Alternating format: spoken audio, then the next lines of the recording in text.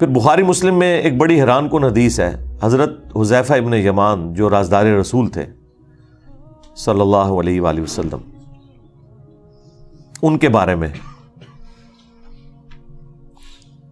وہ اپنے شاگردوں میں بیٹھے ہوئے تھے، تو حضرت عمر فاروق رضی اللہ تعالیٰ عنہ اس وقت امیر المومنین تھے اپنے دور خلافت کے اندر، تو وہ وہاں ان کے پاس آئے، تو انہوں نے لوگوں کی موجودگی میں حضرت حذیفہ سے کہا کہ حذیفہ ذرا مجھے وہ حدیث سناؤ جو تم نے رسول اللہ سے فتنوں کے متعلق سنی ہے کہ حضور کی وفات کے بعد فتنے آئیں گے۔ تو انہوں نے کہا کہ وہ تو بہت ساری احادیث ہیں۔ تو حضرت عمر نے کہا نہیں، میں اس بڑے فتنے کی بات کر رہا ہوں جو سمندر کی موجوں کی طرح آئے گا، آج کے دور میں آپ سمجھ لیں سونامی کی طرح ایک بڑا فتنہ مسلمانوں کے اوپر نبی الاسلام کے بعد۔ تو حضرت حذیفہ نے کہا اے امیر المومنین، آپ کو اس فتنے سے کوئی ڈر نہیں ہے، اس لیے آپ تو بے فکر رہیں، آپ کا اس فتنے سے کوئی لینا دینا نہیں، آپ اس فتنے میں مبتلا نہیں ہوں گے۔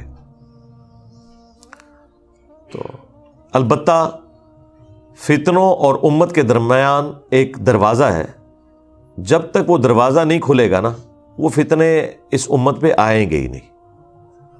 تو سیدنا عمر نے کہا کہ مجھے بتاؤ وہ دروازہ کھولا جائے گا یا توڑا جائے گا؟ تو حضرت حذیفہ ابن یمان نے کہا کہ وہ دروازہ کھولا نہیں جائے گا، اسے توڑا جائے گا، یعنی زبردستی وہ دروازہ ہٹایا جائے گا جس کی وجہ سے امت کے اوپر فتنے اور آزمائشیں شروع ہو جائیں گی۔ تو بس یہ گفتگو کر کے حضرت عمر وہاں سے چلے گئے۔ اب شاگردوں کو پھر کھلبلی مچ گئی کہ کوڈ ورڈز میں باتیں کر رہے ہیں کہ سمندر کی موجوں کے مانے دیکھ فتنہ آئے گا، ٹھیک ہے جی، اور وہ ایک دروازہ ہے جسے توڑا جائے گا، کھولا نہیں جائے گا۔ تو آبویس ہے کہ جو پاس لوگ بیٹھے تھے انہوں نے کہا حضرت یہ آپ لوگ آپس میں جو معرفت کی باتیں کر رہے ہیں یہ ہمیں بھی ذرا بتائیں کہ یہ کیا باتیں آپ آپس میں کر رہے ہیں۔ تو بخاری مسلم میں الفاظ ہیں، حضرت حذیفہ ابن یمان کہتے ہیں کہ حضرت عمر تو ویسے ہی مجھ سے پوچھ رہے تھے، وہ مجھ سے بہتر جانتے ہیں اس حدیث کے متعلق، اور وہ جو دروازہ ہے نا جسے توڑا جائے گا وہ خود حضرت عمر تھے جنہیں قتل کر دیا جائے گا اور اس امت کے اوپر فتنے شروع ہو جائیں گے۔ تو یہ حدیث بخاری مسلم کی بالکل واضح ثبوت ہے کہ اس امت پہ جو فتنے ہیں ان کا آغاز سیدنا عمر کی شہادت سے ہوا، یعنی حضرت عمر کے مبارک دور تک مینجمنٹ اتنی سٹرونگ تھی کہ کہیں سے فتنہ داخل نہیں ہو سکا، اور حضرت عمر کی شہادت کے بعد امت میں فتنے شروع ہو گئے۔ اس لیے وہ مولانا اسحاق صاحب صحیح فرمایا کرتے تھے رحمہ اللہ تعالی کہ حضرت ابو بکر اور عمر کی جو خلافتیں ہیں یہ خلافت محفوظہ ہے، یعنی اسپیشل پروٹیکشن ہے اللہ تعالیٰ کی طرف سے، اور حضرت عثمان اور حضرت علی کی جو خلافتیں ہیں یہ خلافت مفتونہ ہے، یعنی فتنوں کا دور ہے، یعنی خلیفہ برے نہیں تھے لیکن بہرحال زمانے میں ایسا تغیر لوگوں کے اعتبار سے آ گیا کہ وہ خلافت مفتونہ بن گئی، فتنوں کا دور بن گیا۔ اب آپ دیکھیں کتنا بڑا ظلم ہے، جو لوگ بھی اس ٹاپک کے اوپر بولتے ہیں نا، چونکہ انہوں نے بنو امیہ کا دفاع کرنا ہوتا ہے، تو آپ دیکھیں گے یہ جتنے بنو امیہ کی چاکری کرنے والے لوگ ہیں، خواہ وہ مکاری سے کر رہے ہوں جس طرح علماء دیوبند ہیں، علماء وہابیہ ہیں اہل حدیث، یا علماء بریلویہ، چاہے اپنے بھول پان میں کر رہے ہوں جس طرح کے ڈاکٹر اسرار صاحب، یہ دونوں بنو امیہ پہ پردہ ڈالنے کے لیے ہمیشہ کہتے ہیں کہ مسلمانوں پہ فتنوں کا آغاز حضرت عثمان کی شہادت تھی، تاکہ وہ کربلا کا رخ کسی اور طرف موڑ دیں۔ کربلا کے پیرلل میں انہوں نے حضرت عثمان غنی کو کھڑا کیا ہوا ہے۔ سیدنا عثمان کی شہادت یقیناً مظلومانہ ہے، ہم اگر حضرت عثمان غنی رضی اللہ تعالیٰ عنہ کو مظلوم تصور نہ کریں، خلیفہ راشد تصور نہ کریں، تو ہمارا حضرت علی کے حق میں مقدمہ ویسے ہی ختم ہو جائے گا، کیونکہ حضرت علی کو ہم چوتھا خلیفہ راشد جبھی مانتے ہیں جب ہم تیسرا خلیفہ راشد سیدنا عثمان کو مانیں گے. لہٰذا ہمیں تو کوئی کلیریفیکیشن دینے کی ضرورت ہی نہیں ہے. ہم تو چاروں خلفاء کو مانتے ہیں اور ہم رسول اللہ کی اس حدیث کو بالکل اس پہ غیبی ایمان رکھتے ہیں جو آپ نے فرمایا تھا ابو داؤد اور ترمذی میں کہ میرے بعد جو کوئی بھی زندہ رہا وہ بہت اختلاف دیکھے گا. اس اختلاف کے دور کے اندر علیکم بسنتی و سنت الخلفاء الراشدین المہدیین، تم میری سنت اور میرے خلفاء راشدین کی سنت کو مضبوطی سے پکڑ لینا اپنی داڑھوں سے، اور دین میں نئی نئی بدعتوں سے بچنا. یہ بدعتیں گمراہیاں ہیں اور یہ گمراہیاں جہنم میں لے جانے والی ہیں.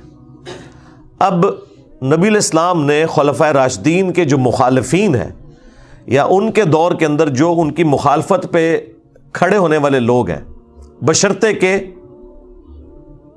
وہ خلفاء ان کے اس اختلاف کو صحیح نہ مان لیں. اگر وہ خود مان لیں کہ یار یہ ہماری جو مخالفت کر رہا ہے یہ بندہ ٹھیک بات کر رہا ہے، وہ تو الگ بات. لیکن جہاں پہ خلفاء کی جنگیں آ جائیں یا مخالفت اس لیول پہ آ جائے وہ پھر معاملہ الگ ہے. تو نبی علیہ السلام فرمایا کہ تم نے میری اور میرے خلفاء راشدین کی سنت کو لازم پکڑنا ہے. اس لیے دیکھیں کہ ہم حضرت ابوبکر صدیق رضی اللہ تعالیٰ عنہ کے مقابلے پر منکرین زکوٰۃ کو، مرتدین کو نہیں درست سمجھتے.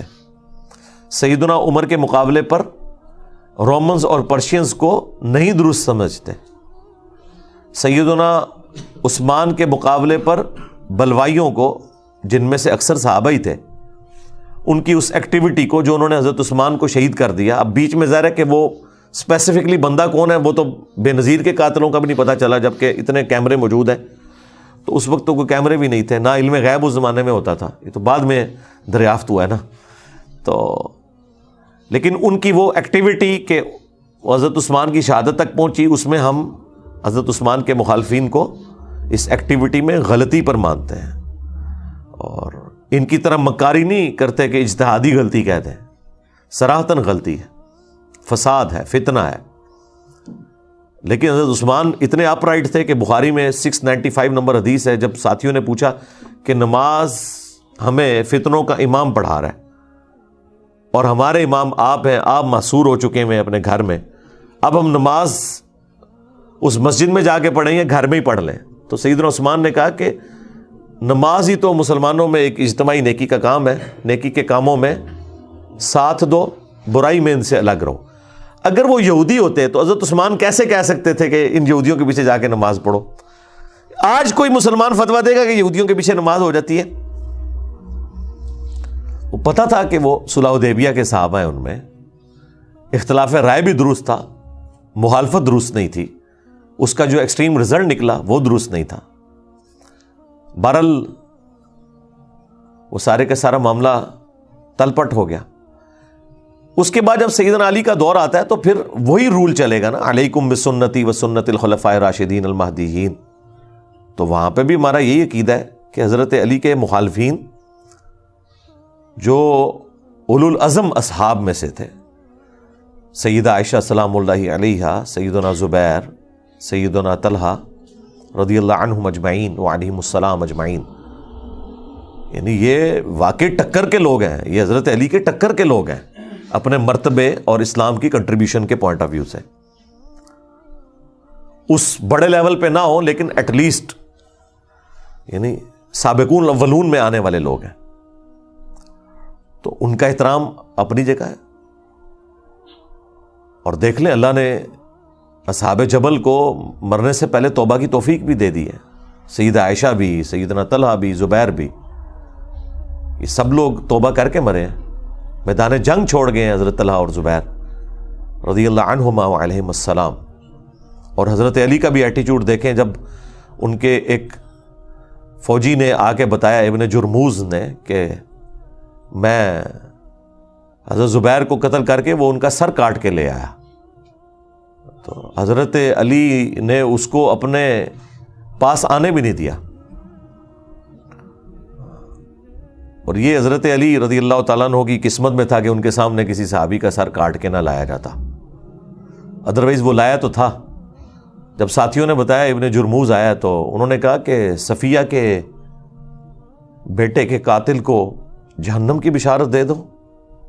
میں نے رسول اللہ سے سنا تھا کہ ہر نبی کا کوئی نہ کوئی حواری ہے، اور میرا حواری قریبی ساتھی جس نے حضرت عیسیٰ کے ساتھ 12 تھے، ان میں سے زبیر ابن عوام بھی ایک میرا حواری ہے، تو جاؤ صفیہ کے بیٹے کے قاتل ابن جرموز کو جہنم کی بشارت دے دو۔ جب وہ اسے خبر دی گئی، وہ خبیث حضرت علی سے بھی ناراض ہو کے خارجی بن گیا۔ یعنی حضرت علی نے انصاف کا دامن نہیں چھوڑا کہ غصہ نکالتے کہ بھئی زبیر میرے خلاف کیوں کھڑا ہوا ہے تو میں اب ان کی فضیلت چھپا لوں، نہیں، یہ حدیث المستدرک للحاکم میں اور مسند احمد کے اندر موجود ہے۔ اب مرتبہ یعنی آپ نے نہیں کام ہونے دیا۔ پھر مصنف ابن ابی شیبہ میں ہے، حاکم کے اندر موجود ہے، فضائل صحابہ احمد بن حنبل کی کتاب میں، حضرت طلحہ کا بیٹا ملنے آیا حضرت علی کو، تو حضرت علی نے ان کی دلجوئی کے لیے فرمایا کہ میں اللہ سے امید کرتا ہوں کہ یہ سورۃ الحجر کی جو آیت نمبر 47 ہے کہ اللہ تعالیٰ اہل ایمان کے دلوں سے ایک دوسرے کے خلاف غل اگر کوئی آ گیا، کوئی میل آ گیا، وہ نکال دے گا۔ ظاہر انسان نہیں کسی کے خلاف میل نکال سکتا، یہ ذہن میں رکھیے گا۔ انسان کے اندر کوئی ایسا سافٹ ویئر نہیں کہ جو کوئی کسی چیز کو ڈیلیٹ کر دے یا انڈو کر دے، اللہ نکالے گا۔ اور وہ سورۃ الحجر کے الفاظ ہیں کہ وہ جنت میں آمنے سامنے بیٹھے ہوں گے تختوں پہ۔ آمنے سامنے انسان اس وقت بیٹھ سکتا ہے جب ایک دوسرے سے نظریں نہ چرائے، یعنی اس لیول تک اللہ تعالیٰ ان کے دلوں کو پاک کر دے گا۔ تو حضرت طلحہ کے بیٹے سے، محمد ابن طلحہ سے سیدنا علی نے فرمایا کہ میں اللہ سے امید کرتا ہوں کہ یہ حدیث میرے طلحہ، زبیر اور عثمان بن عفان کے بارے میں ہوگی کہ اللہ تعالیٰ ہمارے دلوں میں جو ایک دوسرے کے لیے میل آ گیا وہ نکال دے گا۔ حضرت عثمان کا بھی ذکر اس میں کیا ہے، یعنی وہ بات پیچھے سے سٹارٹ ہوئی تھی۔ حضرت علی کو تو پتا تھا نا کہ معاملہ کہاں سے گریجولی سٹارٹ ہوا ہے، لیکن بہرحال حضرت علی ٹالریٹ بھی کرتے تھے، سمجھاتے بھی تھے۔ بخاری میں حدیث ہے، محمد ابن حنفیہ کہتے ہیں کہ ان کے سامنے کسی نے حضرت علی کے بارے میں کوئی نازیبا الفاظ بولے کہ بھئی، اب وہ الفاظ امام بخاری نے نقل نہیں کیے، امام بخاری کی ایک شرافت ہے، وہ چند ایک الفاظ سکپ کر دیتے ہیں، لیکن ظاہر ہے ذہین لوگ تو پہچان لیتے ہیں کہ کوئی بات ایسی ضرور ہوئی ہے، کیونکہ اگلے الفاظ اس کو سپورٹ کر دیتے ہیں۔ ہاں، ابن حنفیہ، محمد ابن حنفیہ جو حضرت علی کے بیٹے تھے، حنفیہ نامی عورت سے، ان کے الفاظ امام بخاری نے نقل کیے اور حدیث سٹارٹ وہاں سے کیے ہیں کہ محمد بن حنفیہ کہتے ہیں کہ میرے باپ نے اگر کبھی مخالفت کرنی ہوتی نا عثمان کی تو اس دن کرتا۔ تو اس سے پہلے بھی تو کوئی واقعہ ہوا ہوگا نا جس کو وہ کہہ رہے تھے، وہ پھکی دے رہے تھے نا کسی کو، تو ظاہر ہے وہ اسی بات میں پھکی دے رہے ہوں گے کہ بھئی تیرا ابا جڑا نا وہ حضرت عثمان میں مخالفین ہی شامل سی، اس کے علاوہ تو اور کوئی جملہ نہیں ہو سکتا۔ جبھی وہ اپنے باپ کی صفائی پیش کر رہے ہیں کہ اگر میرا باپ عثمان کے مخالف ہوتا تو سب سے زیادہ حق تھا اس دن مخالف ہوتا۔ اب یہ الفاظ بخاری میں، اور پھر وہ آگے محمد حنفیہ وہ بتاتے ہیں کہ جب حضرت عثمان کے گورنروں کی شکایت حضرت علی کو کی گئی کہ یہ مال غنیمت میں بیت المال میں خرد برد کرتے ہیں، تو حضرت علی رضی اللہ تعالیٰ عنہ نے رسول اللہ کی لکھی ہوئی ایک تحریر مجھے دی اور کہا کہ بیٹا یہ جا کے عثمان کو دو اور کہو کہ اپنے گورنروں کو یہ رسول اللہ کی لکھی ہوئی تحریر بھیجیں کہ وہ بیت المال میں جو تقسیم ہے وہ اس کے مطابق کریں۔ یہ حدیث بخاری میں ہے، یہ کوئی کہانی شریف نہیں ہے ناسبیوں کی لکھی ہوئی، یہ بخاری شریف ہے۔ کم از کم 2 طرق تو آئے ہیں اس کے بخاری میں۔ میں نے کربلا ریسرچ پیپر میں یہ حدیث بھی ڈالی ہوئی ہے حضرت عثمان کی شہادت کے اسباب میں۔ آپ محمد حنفیہ وہ تحریر لے کے پہنچتے ہیں اور کہتے ہیں یہ رسول اللہ کی تحریر ہے۔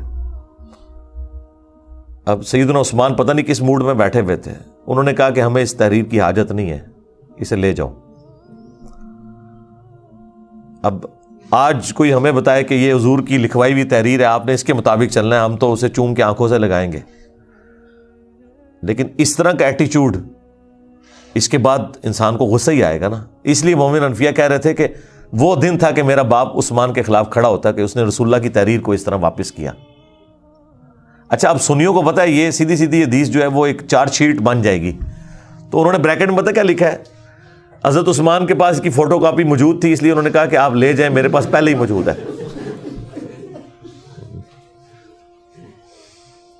تو اندازہ کرو ایک کولوں وچ پایا ہوا ہے. تو اب اگر کسی کو بخاری شریف پڑھ کے بخار چڑھے تو وہ پھر اپنا بخار اسی طرح ہی نکالے گا نا. خیر وہ لیکن حدیث کے الفاظ اس کی حفاظت کر رہے ہیں نا, کہ مومن انفیاء کہہ رہے ہیں کہ وہ دن تھا کہ میرے باپ کو چاہیے تھا عثمان کے خلاف کھڑا ہوتا کہ اس نے رسول اللہ کی تحریر واپس کی. تو یہ اسلوب بتا رہا ہے کہ فوٹو کاپی نہیں تھی, وہ ویسے ہی واپس کی تھی سی, ورنہ فوٹو کاپی ہو تو کس نے غصہ کھانا ہے. پتہ نہیں سعودی والے نے کوئی فوٹو کاپی مشین لوا کے دیتی اسی مسجد نبوی سے اردو.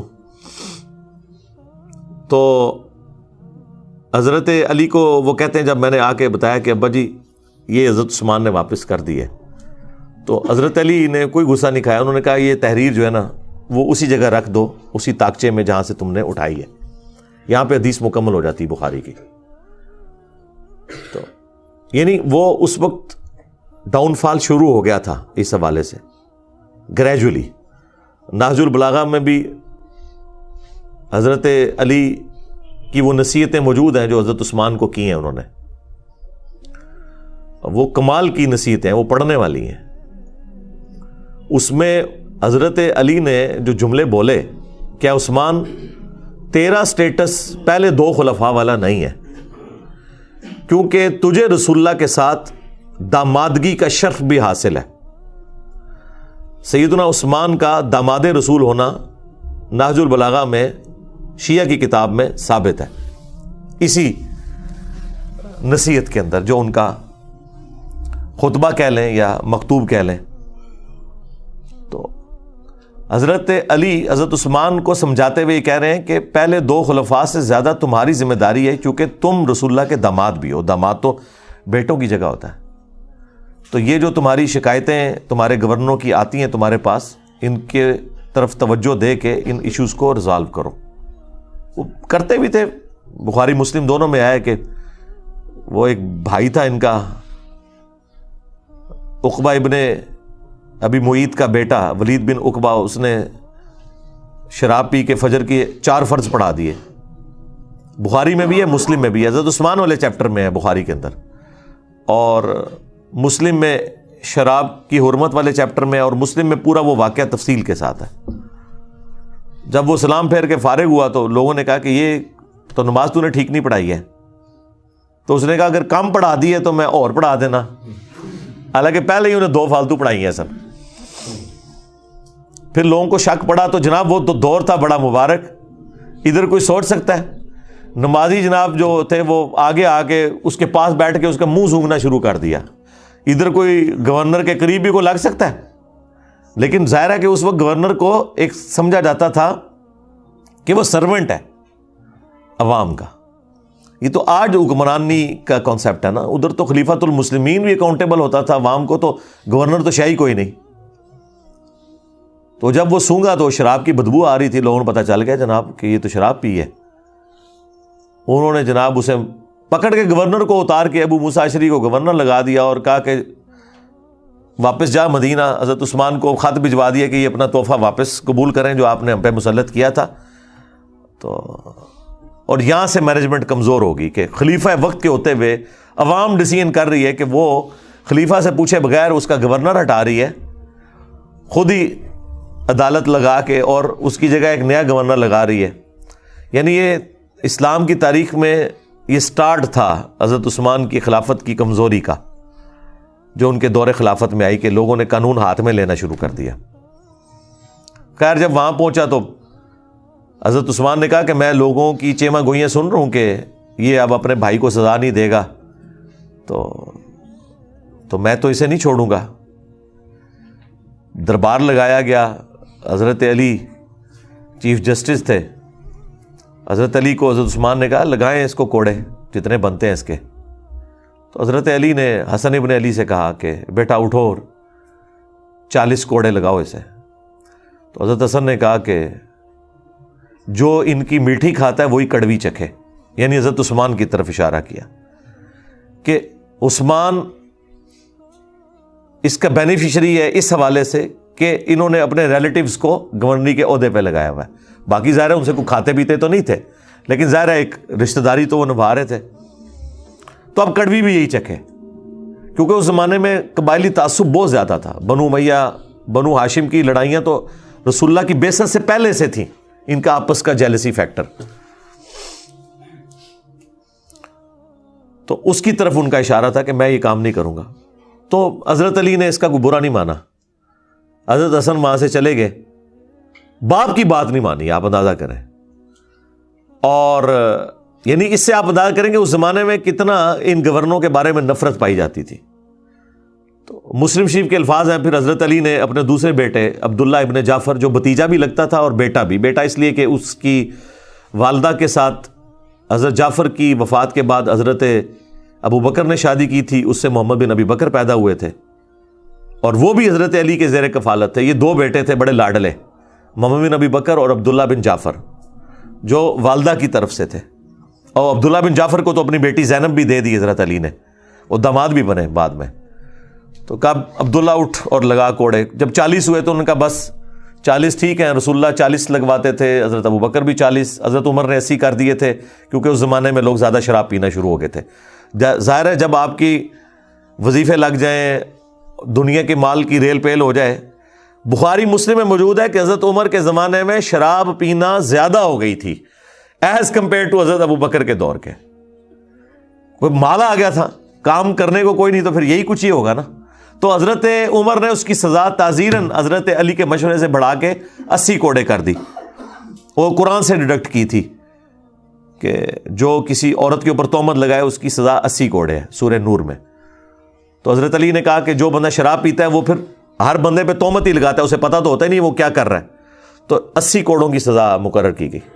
یہاں پہ بھی حضرت علی نے 80 کوڑے لگوا سکتے تھے حضرت عمر کی سنت پہ عمل کرتے ہوئے، لیکن کہا بس 40 بہت ہے، ٹھیک ہے، معافی کر دی. بالوں نے کہا نہیں 40 ہی ٹھیک ہے، مجھے دونوں پسند ہیں. اس سے آپ کو ذرا تھوڑا اس چیز کا اندازہ ہو جائے گا اس زمانے کے اندر جو معاملات چل رہے تھے. تو بیسیکلی یہ سارا کام بنو امیہ کے گورنروں کی وجہ سے بگڑا، جس کی وجہ سے حضرت عثمان بھی پھر شہید ہو گئے. تو اس لیے امت کا پہلا فتنہ جو ہے وہ حضرت عمر کی شہادت ہے، اور امت کا آخری بڑا فتنہ حضرت حسین کی شہادت ہے. ہاں، لیکن یہ جتنے ناصبی ہیں یا ناصبی نواز ہیں یا متاثرین ناصبیت ہیں، وہ کہتے ہیں پہلا فتنہ حضرت عثمان کی شہادت ہے اور آخری فتنہ واقعہ کربلا ہے. کیونکہ اگر آپ وہاں سے سٹارٹ کرتے ہیں پھر آپ کو بات نہیں سمجھ آئے گی. وہ مولانا ساق صاحب کہتے ہیں پیچھے ٹرو، پیچھے، تو پیچھو ٹرنا پڑے گا. تو وہ پیچھے آپ جائیں گے تو پھر یہ چیزیں ہیں. اس لیے میں نے ایک ویڈیو بھی ریکارڈ ہوئی ہوئی ہے، حضرت عثمان شہید کیوں ہوئے، اس میں اور بھی کافی ساری احادیث ہیں. اب میں اس پہ بولوں فی البدی تو آدھا گھنٹہ 1 گھنٹہ اور لگ جائے گا، چونکہ وہ سوال آپ نے پہلا ایسا رکھا ہے. آج چونکہ اسپیشل کوئی کوشچن بھی نہیں تھا تو میں نے کہا اسے اسپیشل بناؤں اور اس پہ میں تھوڑا بولوں کہ تاکہ آپ کو آئیڈیا ہو. اور یہ حضرت عثمان کی جو شفقت والا ایلیمنٹ ہے نا، یہ صحابہ کو پہلے سے پتہ تھا کہ ان کے اندر یہ موجود ہے. جو آپ نے لکھ کے بھیجا نا کہ وہ مروان کو واپس بلا لیا، بالکل یہ المعجم الکبیر طبرانی میں موجود ہے. مروان کا والد جو تھا حکم، یہ رسول اللہ کی نقلیں اتارا کرتا تھا. ان دونوں باپ بیٹا کو حضور نے مدینہ بدر کر دیا. حضرت ابوبکر کے دور میں حضرت عثمان نے بڑی کوشش کی کہ واپس آ جائے، تو حضرت ابوبکر نے کہا جو گرا رسول اللہ نے لگائی ہے وہ میں نہیں کھول سکتا. تو حضرت عمر نے بھی نہیں واپس آنے دیا. حضرت عثمان جب خلیفہ بنے تو وہ واپس لے آئے. بس وہ اس پہ ہی میں جملہ بولتا ہوں کہ ہتھاں نال لائیاں ہوئی ہیں پھر دنداں نال کھولنیاں پیندیاں نے. جو گرا آپ ہاتھ سے لگاتے ہیں پھر وہ دانتوں سے کھلتی ہے. وہی مروان حضرت عثمان کی شہادت کا سبب بھی بن گیا، جسے حضرت ابوبکر عمر نے بھی حضور کی وجہ سے انٹر نہیں ہونے دیا تھا مدینے میں. اپنی بیٹی بھی دے دی، اسے داماد بنا لیا. اپنی طرح سے تو نیکی کی کہ شاید یہ انسان کا بچہ بن جائے. اور یہ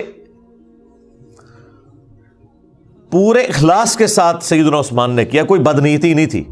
دیکھیں ایک بندے کا پورا ٹریک ریکارڈ ہے جس کی پوری زندگی قربانیوں سے عبارت ہو, کسی ایک خاص موقع پہ جا کے وہ کچھ مس ہینڈلنگ کر دے, یہ امپلائڈ ہوتا ہے کہ وہ مس ہینڈلنگ کو آپ نے اس کی پوری زندگی کے کریکٹر میں سمجھنا ہے, نہ کہ یہ کہ اس ایک مس ہینڈلنگ کی بنیاد پہ آپ اس کی اسلام کے لیے خدمات کو زیرو سے ملٹیپلائی کرتے ہیں.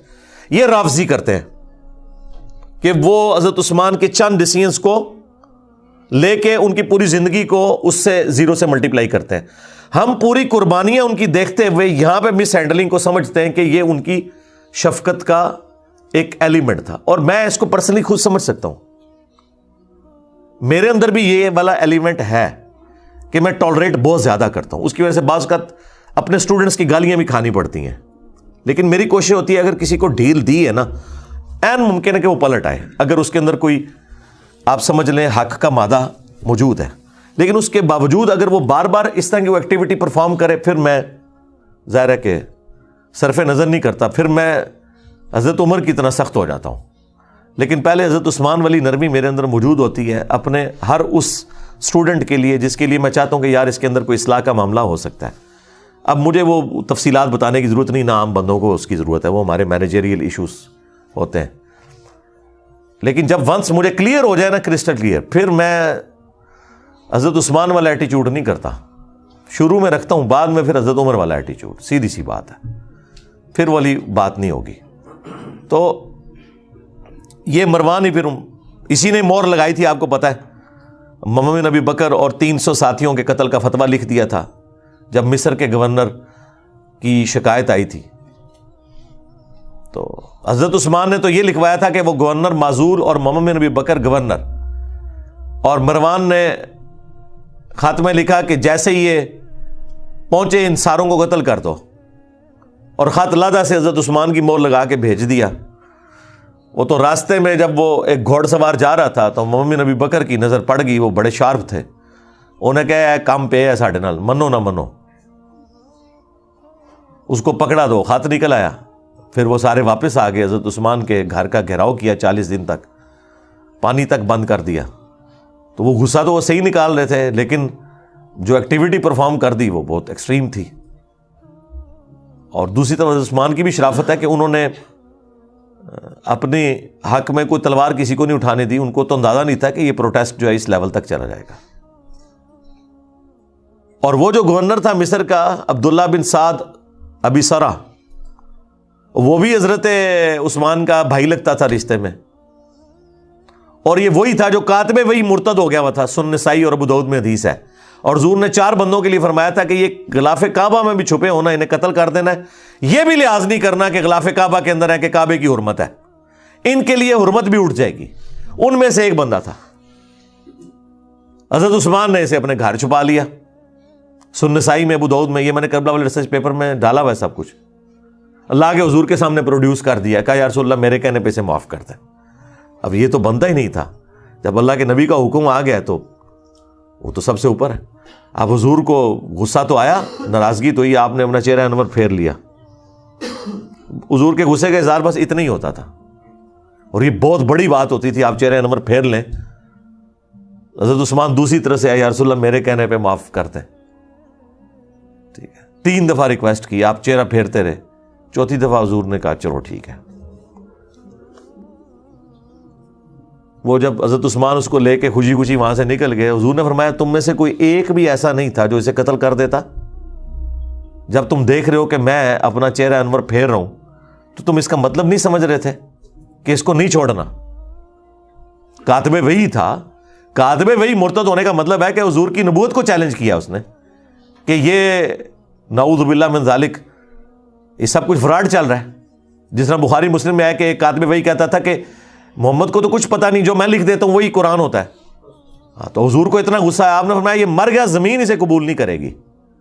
بخاری مسلم کے الفاظ ہیں, اس کو دفناتے تھے, زمین اٹھا کے پرے پھینکتی تھی.